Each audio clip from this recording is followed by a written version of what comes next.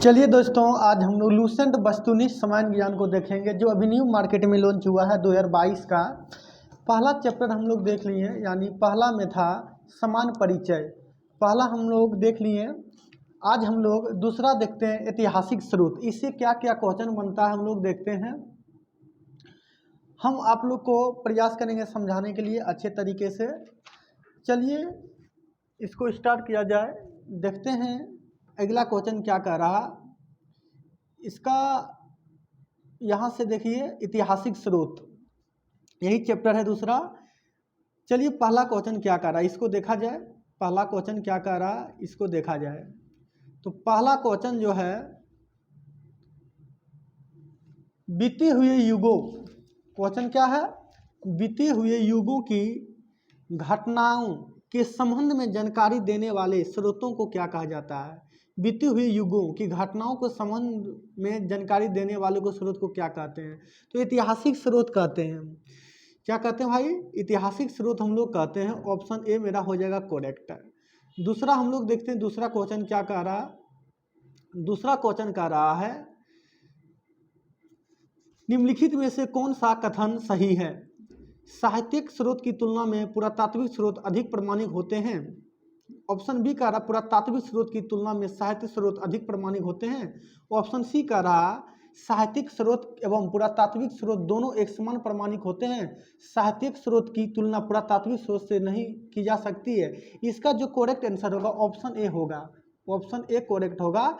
साहित्यिक स्रोत की तुलना में पुरातात्विक स्रोत अधिक प्रामाणिक होते हैं।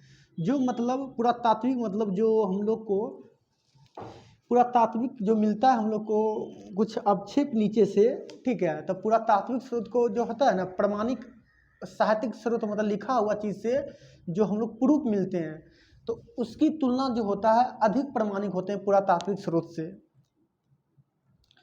तो ऑप्शन 2 मेरा ए हो जाएगा करेक्ट। आगे बढ़ते हैं, ऑप्शन 2 करेक्ट। साहित्यिक स्रोत की तुलना में पुरातात्विक स्रोत अधिक प्रमाणिक होते हैं। चलिए हम लोग अगला सवाल देखा जाए। तीसरा देखिए क्या कहता है। तीसरा क्वेश्चन कह रहा किस वेद में प्राचीन वैदिक युग की संस्कृति के बारे में सूचना दी जाती है। किस वेद में प्राचीन वैदिक युग की संस्कृति के बारे में सूचना दी जाती है। सूचना दी जाती है तो यही ऋग्वेद होगा अपना। कौन सा वेद, ऋग्वेद। ऑप्शन ए हो गया, ठीक है। आगे हम लोग बढ़ते हैं चौथा नंबर। चौथा में कह रहा है निम्नलिखित में से कौन सा ग्रंथ श्रुति ग्रंथ का अंग नहीं माना जाता है। तो इसका कौन सा अंग नहीं माना जाता है, तो पुराण, संहिता, ब्राह्मण, उपनिषद, ये जो है श्रुति ग्रंथ का अंग है लेकिन पुराण नहीं माना जाता। तो ऑप्शन डी मेरा करेक्ट हो जाएगा। इसका ऑप्शन डी करेक्ट हो जाएगा। चलिए हम लोग पांचवा क्वेश्चन देखते हैं। पांचवा में कह रहा निम्नलिखित में से कौन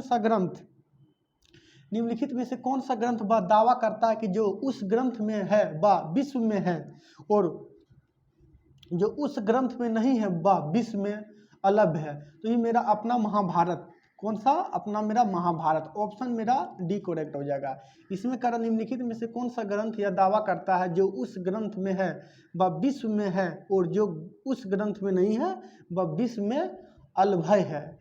तो इसका ऑप्शन डी मेरा करेक्ट हो जाएगा।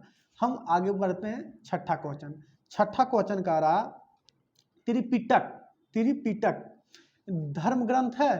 त्रिपिटक जो है, त्रिपिटक बौद्ध से रिलेटेड है। किससे, बौद्ध धर्म से रिलेटेड है। त्रिपिटक जो है बौद्ध धर्म से रिलेटेड है। चलिए हम लोग सातवां क्वेश्चन देखते हैं। जातक किसका ग्रंथ है। सातवां नंबर में कह रहा जातक किसका ग्रंथ है। तो जातक यही बौद्ध का है, ठीक है। जातक बौद्ध धर्म से रिलेटेड है। जातक किसका ग्रंथ है, बौद्ध। चलिए हम लोग आगे देखते हैं अगला क्वेश्चन क्या कह रहा। आठवां नंबर है मिलिंद के प्रश्न राजा मिलिंद और किस बौद्ध भिक्षु के मध्य संवाद के रूप में है। राजा मिलिंद और किस बौद्ध भिक्षु के मध्य संवाद के रूप में है। तो इसका आंसर जो हो जाएगा नागसेन हो जाएगा। ऑप्शन ए मेरा करेक्ट हो गया, नागसेन। चलिए आगे बढ़ते हैं। 9 नंबर में क्या कर, निम्नलिखित में से किसकी तुलना मेकियावेली के प्रिंस से की जा सकती है। निम्नलिखित में से किसकी तुलना मेकियावेली के प्रिंस से की जाती है। तो इसका ऑप्शन जो होगा कौटिल्य का अर्थशास्त्र, इसके आंसर क्या हो जाएगा करेक्ट, कौटिल्य का अर्थशास्त्र, कौटिल्य का अर्थशास्त्र। चलिए हम लोग आगे क्वेश्चन देखते हैं 10वां नंबर। कौटिल्य के अर्थशास्त्र में किस पहलू पर प्रकाश डाला गया है? कौटिल्य के अर्थशास्त्र में किस पहलू का प्रकाश डाला गया है? तो इसका आप लोग पता होगा एक राजनीतिक नीतियाँ हैं। क्या है इसका? कौटिल्य का एक राजनीतिक नीतियाँ हैं। ऑप्शन बी मेरा करेक्ट हो गया। 11 नंबर में आते हैं। 11 नंबर देखिए क्या कहता है, कलहन की पुस्तक का नाम क्या है? तो कलहन आप लोग को सबको पता होगा राज तरंगिणी से रिलेटेड है। किससे है?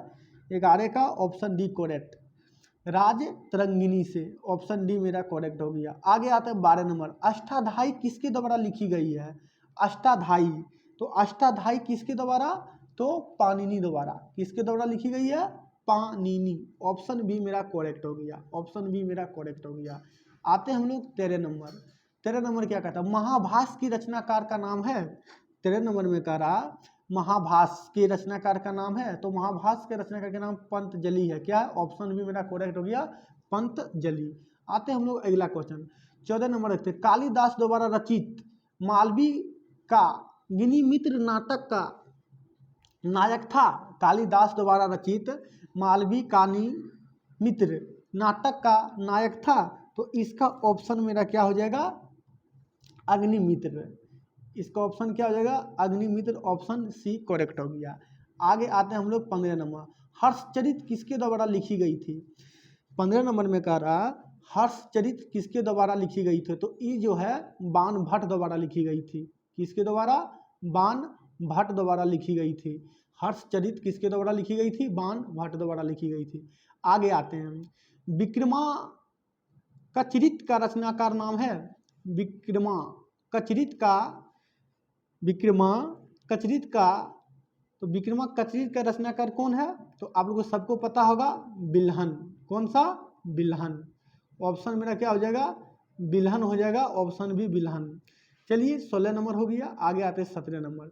17 नंबर देखिए क्या कहता है, चंद बरदाई द्वारा रचित ग्रंथ का नाम? चंद्र बरदाई द्वारा रचित ग्रंथ के नाम? तो पृथ्वीराज रासो होगा। क्या होगा? पृथ्वीराज रासो, ऑप्शन ए मेरा करेक्ट हो जाएगा, पृथ्वीराज रासो, पृथ्वीराज रासो द्वारा। आते हैं हम लोग 18 नंबर। क्या कह रहा है? 18 नंबर में कह रहा है, निम्न में से कौन सिकंदर के साथ भारत आने वाला इतिहासकार नहीं था? तो इसमें निर्याकस तो था, इसका जल सेना, ठीक है, एनी सिक्रिटिस भी था, हेरोडोटस नहीं था, ठीक है। तो 18 के मेरा आंसर क्या हो जाएगा? डी। 18 का मेरा डी हो जाएगा, ऑप्शन डी मेरा करेक्ट हो गया। हेरोडोटस जो है सिकंदर के साथ नहीं आया। आपको पता है सेल्यूकस निकेटर आया था, निर्याकस आया था, ठीक है। तो ऑप्शन मेरा डी करेक्ट हो गया। आगे तो 19 नंबर। 19 में देखिए क्या कहता है, निम्नलिखित में से किस विदेशी यात्री ने भारत को दौरा सबसे पहले किया था? तो आपको पता होगा सबसे पहले मेगास्थनीज ने किया था। किसने किया था? मेगास्थनीज ने। 19 का ये ऑप्शन है, 19 का ऑप्शन ए करेक्ट हो गया। हम लोग आगे बढ़ते हैं। 20 नंबर देखिए क्या कहता है, मेगास्थनीज की पुस्तक का नाम? सबको पता होगा मेगास्थनीज का पुस्तक के नाम क्या है? इंडिका है। ऑप्शन डी मेरा करेक्ट हो गया, ऑप्शन डी करेक्ट हो गया। मेगास्थनीज की पुस्तक के नाम क्या है? इंडिका है, ऑप्शन डी करेक्ट हो गया। 20 का क्या हो गया? डी। आगे आते 21 नंबर। जियोग्राफिया की रचना किसने किया? ठीक है, जियोग्राफिया की रचना किसने किया? तो आपको सबको पता होगा किसने किया। प्लिनी तो नेचुरल हिस्ट्री का किया नहीं होगा, मेगास्थनी इंडिका किया, हेरोडोटस तो नहीं होगा। ऑप्शन सी मेरा करेक्ट हो जाएगा, ऑप्शन सी मेरा करेक्ट हो गया। जियोग्राफिया की रचना किसने की थी? अस्ट्रेबो ने। चलिए आगे बढ़ते हैं हम लोग। 22 नंबर रहते हैं, प्लिनी की पुस्तक के नाम? सबको पता होगा प्लिनी का पुस्तक के नाम नेचुरल हिस्टोरिका, लेकिन यहाँ पर क्या नेचुरलिस्ट, कोई दिक्कत नहीं है, आप लोग लगाइए, ऑप्शन बी मेरा करेक्ट हो गया। प्लिनी की पुस्तक के नाम नेचुरल हिस्टोरिका होता है। चलिए आगे बढ़ते हैं हम लोग। 23 नंबर देखते हैं, पेरिप्लिस ऑफ एरिथ्रेसी की रचना किसने किया? तो यही ऑप्शन इसका डी होगा, ऑप्शन डी इसका हो जाएगा, और ज्ञात नामा यूनानी लेखक ने। 23 का मेरा डी आंसर हो जाएगा। ठीक है। 23 का क्या हो जाएगा, अज्ञातनामा यूनानी लेखक ने पेरिप्लिस ऑफ एरिथ्रियन सी की रचना किसने किया, अज्ञातनामा यूनानी लेखक ने। चलिए हम लोग आगे बढ़ते हैं। 24 नंबर, फाहियान कहाँ का निवासी था, सबको पता चीन का। फाहियान कहाँ का निवासी था, चीन का निवासी था। फाहियान चीन का निवासी था, फाहियान जो है चीन का निवासी था। 25 नंबर, फाहियान किसके शासन काल में भारत आया था, फाहियान जो है किसके शासन काल में भारत आया था, चंद्रगुप्त द्वितीय के शासन में आया था, चंद्रगुप्त द्वितीय के शासन में आया था। आगे बढ़ते हम लोग 26 नंबर, हर्षवर्धन के समय में कौन सा चीनी यात्री भारत आया था, हर्षवर्धन के समय में, तो हर्षवर्धन के समय में ह्वेनसांग आया था, ऑप्शन डी मेरा करेक्ट हो गया, ह्वेनसांग आया था। चलिए हम लोग आते हैं 27 नंबर। 27 में कह रहा 9वीं सदी के भारत आए, 9वीं सदी में भारत आए अरब यात्री सुलेमान ने किस साम्राज्य को रूहमा कहकर संबोधित किया, किसको रूहमा कह के संबोधित किया, तो ऑप्शन मेरा ए हो जाएगा पाल, किसको किया, पाल, किसको, पाल को। चलिए हम लोग 28 नंबर आते हैं। 28 में देखिए क्या कहता है, अल बेरोनी किसके शासन काल में आया था, अल बेरोनी किसके शासन काल में आया था, तो महमूद गजनवी, क्या हो जाएगा, महमूद गजनवी के शासन काल में आया था। अल बेरोनी किसके शासन काल में है, इतिहासकार था, तो महमूद गजनवी, महमूद गजनवी। चलिए हम लोग आगे आते हैं। अगला क्वेश्चन क्या कहता है, 29 नंबर, यात्री इब्न बतूता कहाँ, इब्न बतूता कहाँ से आया था, तो सबको पता होगा मोरक्को से आया था, कहाँ से आया था, मोरक्को से आया था, मोरक्को से आया था। चलिए हम लोग ऑप्शन इसका हो जाएगा ए करेक्ट, मोरक्को के रहने वाला था, ठीक है। चलिए मोरक्को के रहने वाला था। चलिए आगे बढ़ते हैं। दक्षिण अफ्रीकी यात्री इब्न बतूता किसके शासन काल में आया था, तो महमूद बिन तुगलक के समय में, किसका आया था, महमूद बिन तुगलक, ऑप्शन सी मेरा करेक्ट हो गया, महमूद बिन तुगलक के समय में आया था। 30 का सी ऑप्शन करेक्ट हुआ। आगे आते हैं 31 नंबर, फारस के सुल्तान मिर्जा शाहरुख के राजदूत अब्दुल रज्जाक 1443 से 44 ईस्वी में किस विजयनगर सम्राट के शासन काल में विजयनगर की यात्रा की, तो आपको सबको पता होगा किसके, देवराय टू के समय में, देवराय टू के समय में फारस के सुल्तान मिर्जा शाहरुख राजदूत अब्दुल रज्जाक ने किस विजयनगर सम्राट के शासन काल में विजयनगर यात्रा की, तो देवराय द्वितीय, याद रखिएगा, देवराय द्वितीय। 32 नंबर आते हैं, भारतीय पुरातत्व सर्वेक्षण की स्थापना कब हुई थी, भारतीय पुरातत्व सर्वेक्षण की स्थापना कब हुई थी, तो 32 का आप लोग को पता होगा आंसर क्या हो जाएगा, 1861 ईस्वी में, 1861 ईस्वी में, 1861 ईस्वी में। चलिए आगे बढ़ते हैं। 33 नंबर क्या कह रहा है, भारतीय पुरातत्व का जनक किसे कहते हैं, भारतीय पुरातत्व का जनक किसे कहते हैं, तो सबको पता होगा अलेक्जेंडर कनिंघम को, अलेक्जेंडर कनिंघम को भारतीय पुरातत्व का जनक कहा जाता है, अलेक्जेंडर कनिंघम को। आगे आते हैं, निम्नलिखित विद्वानों ने हड़प्पा सभ्यता का सर्वप्रथम खोजकर्ता कौन था, तो आपको पता होगा, ठीक है, दयाराम साहनी ने 1961 में किया था, ठीक है, दयाराम साहनी ने कब किया था, 1961 में, 1921 में, माफ करिएगा, ठीक है, 1921 में, ऑप्शन डी मेरा करेक्ट हो गया, दयाराम साहनी, दयाराम साहनी, 34 का डी हो गया। आते हैं 35 में, हड़प्पा सभ्यता की खोज किस वर्ष हुई, हड़प्पा सभ्यता की खोज कब हुई, 1961 में, ठीक है, कब हुई, 1961 में, ऑप्शन बी मेरा करेक्ट हो गया 35। आते हैं हम लोग 36 नंबर। 36 में देखिए क्या कहता है, सिंधु घाटी सभ्यता की खोज निकलने में जिन दो भारतीयों का नाम जुड़ा है, तो आपको पता होगा किन भारतीयों का नाम जुड़ा है, तो दयाराम साहनी, दयाराम साहनी एवं राखालदास बनर्जी, दयाराम साहनी, राखालदास बनर्जी, ठीक है, ऑप्शन ए मेरा करेक्ट हो गया। 1921 में हड़प्पा सभ्यता और मोहनजोदड़ो राखालदास बनर्जी ने 1922 में खोज किया था, 1922 में। चलिए हम लोग 36 का हो गया, हम आगे आते हैं 37 नंबर। 37 देखिए क्या कहता है, 37 में कह रहा है हड़प्पा एवं मोहनजोदड़ो की पुरातात्विक खुदाई के प्रभारी कौन थे, तो प्रभारी आपको पता होगा सर जॉन मार्शल थे, कौन था, sir John Marshall, option B मेरा करेक्ट हो गया। आगे बढ़ते हैं 38 नंबर, न्यूमिस्मेटिक्स क्या है, तो इस सिक्कों एवं धातुओं का अध्ययन है, ठीक है, न्यूमिस्मेटिक्स, सिक्कों का अध्ययन कहते हैं न्यूमिस्मेटिक्स, सिक्कों का अध्ययन, ऑप्शन बी मेरा करेक्ट हो जाएगा। आगे आते हैं 19 नंबर, 39 नंबर 39, एशिया माइनर स्थित बोगाज कोई का महत्व इसलिए है कि, तो एशिया माइनर स्थित बोगाज कोई का महत्व इसलिए है कि, चलिए, तो वहाँ से जो अभिलेख प्राप्त हुए हैं उनमें 4 वैदिक देवताओं इंद्र, वरुण, मित्र एवं नासत्य का उल्लेख मिलता है। ऑप्शन बी में है मध्य एशिया का तिब्बत के बीच एक महत्वपूर्ण व्यापारिक केंद्र था। सी में कहा था वेद के मूल ग्रंथ की रचना यही हुई थी, नहीं, ऑप्शन ए मेरा इसका करेक्ट हो जाएगा। वहाँ से जो अभिलेख प्राप्त हुए हैं उनमें 4 वैदिक देवताएं इंद्र, वरुण, मित्र और नासत्य का उल्लेख मिलता है। 39 का ये हो गया। आते हैं हम लोग 40 नंबर। 40 देखिए क्या कहता है। 40 में कह रहा है अशोक के शिलालेखों को पढ़ने वाला प्रथम, 40 नंबर में कह रहा है अशोक के शिलालेखों को पढ़ने वाला अंग्रेज कौन था? जेम्स प्रिंसेप था। कौन था?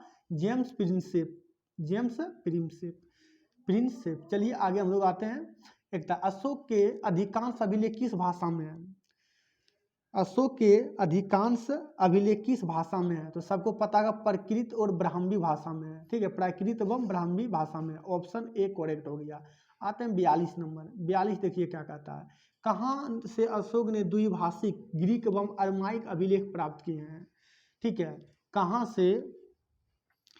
से अशोक के द्विभाषाई ग्रीक एवं अरमाइक अभिलेख प्राप्त होता है? 2 भाषा कहाँ से मिला है? सरेकुन्हा जो कंधार में पड़ता है। सरेकुन्हा, सरेकुन्हा कहाँ पड़ता है? कंधार में। सरेकुन्हा जो कि कंधार में। ऑप्शन ए मेरा करेक्ट हो गया। आ गया थे 43 नंबर। 43 देखिए क्या कहता है। 43 नंबर, 43 नंबर में कह रहा है अशोक के मनसेहरा जो कि पाकिस्तान में एवं शहबाजगढ़ी जो कि पाकिस्तान से है प्राप्त शिलालेखों में किस लिपि का प्रयोग किया? किस लिपि का प्रयोग किया था? अशोक के मनसेहरा जो कि पाकिस्तान में है अभी एवं शहबाजगढ़ी जो पाकिस्तान से प्राप्त शिलालेखों में किस लिपि का प्रयोग किया? किस लिपि का प्रयोग किया? तो सबको पता होगा खरोष्टी लिपि। कौन सा लिपि? खरोष्टी। ऑप्शन ए मेरा करेक्ट हो गया, खरोष्टी लिपि। हम लोग आते हैं 44 नंबर। 44 देखिए क्या कहता है। 44 में कह रहा है क्वेश्चन, 44 का क्वेश्चन हम लोग आते हैं प्राचीन भारत में कौन सा एक लिपि दाईं से बाईं ओर लिखी जाती है? तो सबको पता है खरोष्टी। ठीक है, खरोष्टी लिपि दाईं से बाईं इधर से हम लोग लिखने का प्रयास करते हैं, दाईं से बाईं की ओर। ठीक है, तो खरोष्टी लिपि ऑप्शन डी करेक्ट। 45 नंबर आते हैं। 45 देखिए क्या कहता है। 45 नंबर में कह रहा है, 45 नंबर में कह रहा है हेलियोडोरस के बेसनगर अभिलेख संभृत है। तो 45 का मेरा आंसर क्या हो जाएगा? केवल वासुदेव से, केवल वासुदेव से। ऑप्शन डी मेरा करेक्ट हो गया। आगे आते हैं 46 नंबर। निम्नलिखित में से कौन सा अभिलेख कलिंग नरेश खारवेल से संबंधित है? ठीक है, तो हाथी गुफा अभिलेख होगा। क्या होगा? हाथी गुफा अभिलेख, हाथी गुफा अभिलेख, हाथी गुफा ये अभिलेख, अभिलेख कलिंग नरेश खारवेल से संबंधित है, हाथी गुफा अभिलेख। चलिए 46 देख लिए, ऑप्शन ए। 47 नंबर आते हैं। सर्वप्रथम भारत में विशुद्ध संस्कृत भाषा में लंबा अभिलेख किस राजा द्वारा जारी किया गया था? किस राजा द्वारा जारी किया गया था? तो यही ऑप्शन मेरा हो जाएगा, ऑप्शन बी करेक्ट, शक क्षत्रप रुद्रदमन द्वारा, शक क्षत्रप रुद्रदमन द्वारा। ऑप्शन बी मेरा करेक्ट हो गया, ऑप्शन बी मेरा करेक्ट। 47 का। 48 आते हैं। काव्य शैली का प्राचीनतम नमूना किसके अभिलेखों से मिलता है? काव्य शैली का प्राचीनतम नमूना किसके अभिलेखों से मिलता है? किसके अभिलेखों से मिलता है? तो किसके अभिलेखों से मिलता है आप लोगों को पता होगा। 48 नंबर का आंसर क्या होगा? लगाइए। तो रुद्र दामन, रुद्र दमन। ऑप्शन ए मेरा करेक्ट होगा, ऑप्शन ए मेरा करेक्ट। चलिए हम लोग आते हैं 49 नंबर। निम्नलिखित में से किस अभिलेख में, 49 को देखिए क्या कहता है। 49 को कह रहा निम्नलिखित में से किस अभिलेख में चंद्रगुप्त मौर्य और अशोक दोनों का उल्लेख किया गया है? दोनों का, वाह, चंद्रगुप्त मौर्य और अशोक दोनों का। तो दोनों को किसमें कहा गया है 49 का? तो महाक्षत्रप रुद्रदमन का जूनागढ़ अभिलेख से, महाक्षत्रप रुद्रदमन का जूनागढ़ अभिलेख से। ऑप्शन बी मेरा करेक्ट हो जाएगा, ऑप्शन बी। 49 का ऑप्शन बी मेरा करेक्ट होगा। आते हैं 50 नंबर। 50 देखिए क्या कहता है। 50 नंबर में कह रहा है समुद्रगुप्त की सैनिक,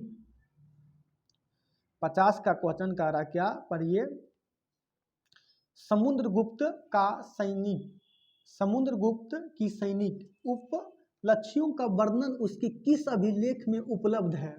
देखिए भाई, तो प्रयाग से, कहाँ से रिलेटेड है, प्रयाग से, ऑप्शन डी मेरा करेक्ट हो जाएगा, प्रयाग से। चलिए हम लोग आगे आते हैं, 51 नंबर, प्रयाग प्रस्ती अभिलेख का लेखक हरिसेन किस शासक के दरबारी कवि था। चलिए बहुत अच्छा सवाल है, प्रयाग प्रस्ती अभिलेख का लेखक हरिसेन किस शासक का दरबारी कवि था, किस शासक का दरबारी कवि था। तो ऑप्शन मेरा ए हो जाएगा समुद्रगुप्त, समुद्रगुप्त, समुद्रगुप्त, ठीक है। चलिए 51 का ए हो गया। आगे आते हैं 52 नंबर, मेहरौली, 52 में देखिए क्या कहता है, मेहरौली जो दिल्ली में स्थित है, लोह स्तंभ का निर्माण किस सदी में हुआ, तो चतुर्थ सदी में हुआ, option D, option D, option C correct हो जाएगा, चतुर्थ सदी ईस्वी में। मेहरौली जो दिल्ली में स्थित है, लोह स्तंभ का निर्माण किस सदी में हुआ, चतुर्थ सदी ईस्वी में। चलिए हम लोग आते हैं 53 नंबर, 53 देखिए क्या कहता है, 53 में कहता है दिल्ली के मेहरौली के कुब्बत उल इस्लाम मस्जिद के प्रांगण में स्थित प्रसिद्ध लोह स्तंभ किसकी स्मृति है। तो ऑप्शन बी मेरा करेक्ट हो जाएगा आंसर, इसका क्या हो जाएगा, बी करेक्ट, चंद्र का है। दिल्ली में जो मेहरौली के कुब्बत उल इस्लाम मस्जिद के प्रांगण में स्थित जो है प्रसिद्ध लोह स्तंभ किसकी स्मृति में है, तो चंद्र का है, किसके है, चंद्र का। हम लोग आते हैं 54 नंबर, 54 नंबर देखिए क्या कहता है, सती प्रथा का पहला पुरातात्विक उल्लेख कहाँ मिलता है। तो सबको पता हुआ एरन अभिलेख, किसे, एरन अभिलेख से, एरन, ऑप्शन सी मेरा करेक्ट हो गया, एरन अभिलेख से मिलता है, ऑप्शन सी मेरा करेक्ट, ऑप्शन सी करेक्ट। आगे आते हैं 55 नंबर, एरन अभिलेख का संबंध किस शासक से है, तो भानुगुप्त से, ठीक है, एरन अभिलेख का संबंध किस शासक से है, तो भानुगुप्त, 55 का हो जाएगा ऑप्शन डी करेक्ट, भानुगुप्त से। चलिए आते हैं हम लोग 56 नंबर, 56 नंबर देखिए क्या कहता है, 56 नंबर में कह रहा है एहोल प्रस्ती का रचयिता रवि कीर्ति किस चालुक शासक के दरबारी कवि थे, किस चालुक शासक का दरबारी कवि थे। तो पुलकेशिन 1 तो नहीं होगा, पुलकेशिन मेरा 2 होगा, ऑप्शन बी करेक्ट, पुलकेशिन द्वितीय। एहोल प्रस्ती का रचयिता रवि कीर्ति किस चालुक शासक के दरबारी कवि था, तो पुलकेशिन द्वितीय, ऑप्शन मेरा बी करेक्ट हो गया। आते 57 नंबर, 57 में देखिए क्या कहता है, 57 में कह रहा है हर्ष एवं पुलकेशिन द्वितीय के मध्य, हर्ष एवं 57 नंबर में कह रहा है हर्ष एवं पुलकेशिन द्वितीय के मध्य हुए संघर्ष की जानकारी कहाँ से मिलती है, कहाँ से मिलती है, तो एहोल अभिलेख से मिलती है, कहाँ से, ऑप्शन ए करेक्ट हो गया, एहोल अभिलेख से मिलती है। चलिए हम लोग आगे आते हैं 58, कवि कालिदास के नाम का उल्लेख किस लेख में हुआ है, कवि कालिदास के नाम का उल्लेख किस लेख में हुआ है, किस लेख में हुआ है। तो ऑप्शन मेरा बी करेक्ट हो जाएगा, एहोल के उत्कृष्ट लेख में, एहोल के उत्कृष्ट लेख में। 59 नंबर आते हैं, 59 देखिए क्या कहता है, 59 नंबर में क्वेश्चन कह रहा है अभिलेखों को ऐतिहासिक प्राकथन के साथ प्रारंभ करने की परंपरा का सूत्रपात किसने किया, तो राज ने, किसने किया, राज राजा प्रथम ने, ऑप्शन बी करेक्ट हो गया, राज राजा प्रथम ने। आते हैं 60 नंबर, 60 नंबर देखिए क्या कहते हैं, कहाँ से प्राप्त अभिलेख में महासभा की कार्य प्रणाली के विषय में विस्तृत जानकारी मिलती है, कहाँ से प्राप्त अभिलेख में महासभा की कार्य प्रणाली के विषय में विस्तृत जानकारी मिलती है, विस्तृत जानकारी मिलती है। तो उत्तर मेरूर, कहाँ से, उत्तर मेरूर, ऑप्शन ए मेरा करेक्ट हो गया, उत्तर मेरूर, उत्तर मेरूर, ऑप्शन ए मेरा करेक्ट है। आते हैं 61 नंबर, भारत में सिक्कों का प्रचलन कब आरंभ हुआ, तो सबको पता होगा कि 600 ईसा पूर्व से ही स्टार्ट हुआ, 600 ईसा पूर्व से ही स्टार्ट हुआ। भारत में सिक्कों का प्रचलन कब आरंभ हुआ, 600 ईसा पूर्व में। आते हम लोग 62 नंबर, भारत के प्राचीनतम मुद्रा माना जाता है, तो प्राचीनतम मुद्रा किसको मानेंगे हम लोग, आहत के सिक्के, किसको मानेंगे हम लोग? प्राचीनतम आहत के सिक्के, आहत के सिक्के, ठीक है, ऑप्शन ए मेरा करेक्ट हो गया। चलिए आगे आते हैं। भारत में सर्वप्रथम स्वर्ण मुद्रा किसने चलाई? तो स्वर्ण मतलब सोना का, ठीक है, तो किसने चलाई? तो किसने चलाई? तो इंडो बैक्टीरियन ने चलाई, ठीक है, यूनान के यूनान भी बोल सकते हैं पहली बार, ठीक है, इंडो बैक्टीरियन ने, ऑप्शन बी। चलिए करेक्ट। निम्नलिखित में किसने सोने की सर्वाधिक, ठीक है, सर्वाधिक शुद्ध सिक्के जारी किया? तो यही कुषाण वंश ने। किसने? सोने के सर्वाधिक, ठीक है, तो कुषाण वंश ने, ऑप्शन ए करेक्ट हो जाएगा। ऑप्शन ए क्या हो जाएगा? करेक्ट। कुषाण वंश ने सोने की सिक्के के सर्वाधिक, इसको अशुद्ध भी सोना बोल सकते हैं यहाँ पर, ठीक है। चलिए आगे आते हैं। सातवाहनों के समय मुद्रा सर्वाधिक किस धातु का था?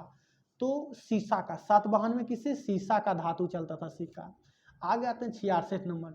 निम्नलिखित में किसने बड़े पैमाने पर स्वर्ण मुद्राएं चलाई थी? बड़े पैमाने पर, बड़े पैमाने पर किसने स्वर्ण मुद्राएं चलाई थी? तो मौर्य ने। किसने? मौर्य वंश, ऑप्शन मौर्यों ने, option B. Option B correct, ठीक है, ऑप्शन बी। नहीं सर्वाधिक, ठीक है, एक सेकंड। निम्नलिखित में किसने बड़े पैमाने, मतलब बड़े पैमाने पर सोना मतलब बहुत सारा, तो ये हो जाएगा कुषाण ही शासकों ने। कौन सा हो जाएगा? सी हो जाएगा, ऑप्शन करेक्ट। ये नहीं होगा, ठीक है, ऑप्शन सी करेक्ट। कुषाण शासकों ने बड़े पैमानों पर सोने का सिक्का जो होता है ना, स्वर्ण जिसको बोलते हैं, मुद्राएं चलाई थी। ऑप्शन सी मेरा करेक्ट। ये नहीं होगा, ऑप्शन सी मेरा करेक्ट हो गया। चलिए हम लोग आते हैं 66 हो गया। आते हैं हम लोग 67 नंबर। 67 देखिए क्या कहता है। सोने के सर्वाधिक सिक्के किस काल में जारी किए? 67 नंबर। सोने के सिक्के सर्वाधिक, तो गुप्त काल में, गुप्त काल में, ऑप्शन बी। सोने के सर्वाधिक सिक्के किस काल में जारी किए गए? तो गुप्त काल में आंसर। चलिए आते हैं 68 नंबर। निम्नलिखित में किस स्थल से रोमन सिक्के मिले? रोमन सिक्के मिले, तो रोमन सिक्के कहाँ से मिले? आगरा से नहीं, दिल्ली जयपुर। ऑप्शन डी होगा अरिकमेडू से, अरिकमेडू, ऑप्शन डी करेक्ट हो गया। अरिकमेडू से मिला, अरिकमेडू से। चलिए हम लोग आगे आते हैं। भीमबटिका किसके लिए प्रसिद्ध है? तो गुफाओं के शैल चित्र के लिए, जो कि जम्मू कश्मीर में है, ठीक है, नहीं मध्य प्रदेश में है। ऑप्शन ए करेक्ट हो गया। भीमबेटिका, बेटका भी बोलते हैं, बेटिका भी बोलते हैं, किसके लिए प्रसिद्ध है? तो गुफाओं के शैल चित्र से। भीमबेटका किसके लिए प्रसिद्ध है? गुफाओं के शैल चित्र से। 69 का ए। आते हैं 70 नंबर। प्राचीन काल में भारत के लोग बर्मा के किस नाम से जानते थे? तो स्वर्ण भूमि, ठीक है, किसके नाम से जानते थे? सुवर्ण भूमि, ऑप्शन ए करेक्ट। सुवर्ण भूमि, सुवर्ण भूमि, 70 का ऑप्शन ए। प्राचीन काल में भारत के लोग बर्मा के किस नाम से जानते थे? सुवर्ण भूमि। चलिए हम लोग 71 नंबर आते हैं। 71 में देखिए क्या कहता है। अंकोर वाट कहाँ स्थित है? तो कंबोडिया में स्थित है। कहाँ स्थित है? कंबोडिया में। अंकोर वाट कंबोडियम, ऑप्शन डी करेक्ट हो गया। आते हैं हम लोग 72 नंबर। 72 नंबर क्या कह रहा? प्लिनी की मूल कृति नेचुरल हिस्ट्री का किस भाषा में है? बहुत अच्छा क्वेश्चन है। तो लेटिन भाषा में। किस में है? लेटिन भाषा में। प्लिनी के मूल कृति नेचुरल हिस्ट्री किस भाषा में रचित है? तो लेटिन भाषा में। किसमें? लेटिन भाषा में। आते हैं 73 नंबर। 73 देखिए क्या कहता है। चचनामा, 73 नंबर में कह रहा चचनामा सिंध का इतिहास है और मूल रूप में किस भाषा में लिखा गया? तो अरबी भाषा में लिखा गया। किसमें? अरबी भाषा, ऑप्शन सी करेक्ट। चचनामा अरबी भाषा में लिखा गया। चलिए हम लोग आगे आते हैं। आगे देखिए क्या कहता है। 74 नंबर देखते हैं। 74 नंबर का सवाल क्या कह रहा है, ठीक है। 74 भारत के, 74 नंबर में कह रहा भारत के सांस्कृतिक इतिहास के संदर्भ में इतिवृत्तों, राजवंशीय इतिहासों तथा वीर कथाओं को कंठस्थ करना निम्नलिखित में किस व्यवसाय था? किस व्यवसाय था? तो ये क्या हो जाएगा? D, option Magadh, option D हो जाएगा। Option D, option D. 74 का क्या हो जाएगा? Option D. चलिए आगे बढ़ते हैं। 75 नंबर में चीनी यात्री सुंगयुन ने भारत यात्रा की थी, तो 518 ईस्वी से लेकर 522 ईस्वी, ऑप्शन ए करेक्ट। 75 का ऑप्शन है करेक्ट। आते 76 नंबर, महाभारत युद्ध के लिए 3101 ईस्वी में तिथि का उल्लेख निम्नलिखित में से किस अभिलेख में हुआ? किस अभिलेख में हुआ? तो पुलकेशिन द्वितीय एहोल अभिलेख में, पुलकेशिन द्वितीय एहोल अभिलेख में। ऑप्शन ए मेरा करेक्ट हो गया, 76 का ऑप्शन ए पुलकेशिन द्वितीय एहोल अभिलेख में। चलिए हम लोग आगे आते हैं। रवातक अभिलेख संबंधित है, 77 नंबर में कह रहा रवातक अभिलेख संबंधित है, तो ऑप्शन मेरा कनिष्क से रिलेटेड है, ऑप्शन सी मेरा करेक्ट हो जाएगा। 77 का ऑप्शन सी करेक्ट हो गया। आगे था 78 नंबर, भारतवर्ष के लिए इंडिया शब्द का प्रयोग सर्वप्रथम किसने किया? भारतवर्ष के लिए इंडिया जो हम लोग का है शब्द का प्रयोग सर्वप्रथम किसने किया? तो किसने किया भाई? तो हेरोडोटस ने किया। किसने किया? हेरोडोटस ने। ऑप्शन ए करेक्ट हो गया, हेरोडोटस ने किया, हेरोडोटस ने किया। आते हैं 79 नंबर, 79 देखिए क्या कहता है, किसने ब्राह्मी एवं खरोष्ठी लिपियों को उद्वाचित किया? तो यही जेम्स प्रिंसेप ने, ऑप्शन डी मेरा करेक्ट। ठीक है, किसने ब्राह्मी एवं खरोष्ठी लिपियों को उद्वाचित किया? तो जेम्स प्रिंसेप ने। आगे आते हैं हम लोग 80 नंबर, 80 में देखिए क्या कहता है, जो कि इस अंतिम क्वेश्चन है, निम्नलिखित में से प्राचीन भारत की कौन सी लिपि दाहिने से बाईं ओर लिखी जाती थी? दाहिने से बाईं ओर, इस सवाल हम कर दिए थे, तो ऑप्शन क्या हो जाएगा? खरोष्ठी लिपि। ऑप्शन सी मेरा खरोष्ठी लिपि हो जाएगा, option C, option C Kharoshthi लिपि। चलिए हम लोग इसमें 80 प्रश्न पे हम लोग देख लिए, 80 प्रश्न ही थे। एक शायरी आप लोग देख लीजिए, दोस्तों दुनिया में अपना कोई नहीं है, अगर अपना कोई है तो वह अपना ज्ञान है। सफलता एक दिन में नहीं मिलती, अगर ठान लो तो एक दिन जरूर मिलती है। तो हम लोग देख लिए सारा क्वेश्चन टोटल हम लोग, ठीक है, 1 से लेकर 80 तक। हम लोग फिर मिलते हैं, नेक्स्ट टॉपिक क्या है अगला पार्ट में। तब तक यहीं तक, जय हिंद जय भारत, मिलते हैं, जय हिंद।